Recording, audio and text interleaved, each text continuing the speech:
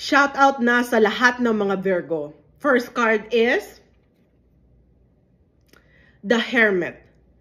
Merong gumagabay sa'yo. Ginagabayan ka ng ating Panginoong Diyos sa lahat ng mga pagsubok na iyong pinagdadaanan sa iyong buhay, mga Virgo. Pangalawang baraha. Knight of Wands. Mag-ingat ka sa babaeng mapusok. Pwede itong maging dahilan para masira ang iyong pamilya. Mag-ingat ka sa babaeng ito. Kailangan mo nang lumaban sa iyong buhay.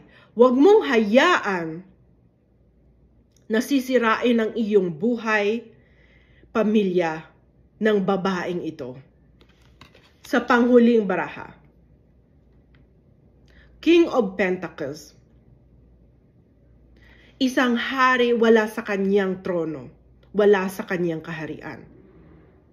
May kalungkutan sa kanyang muka dahil may kulang pa sa kanyang buhay at ang kulang na ito ay hindi material.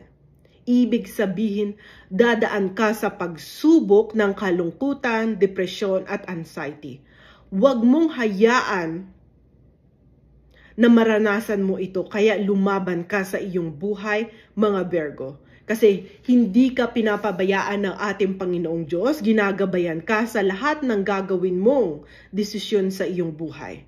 Huwag mong hayaan na itong babaeng mapusok ay sirain ng iyong buhay, pamilya. Kaya kailangan mo nang lumaban ng buong tapang, mga Virgo.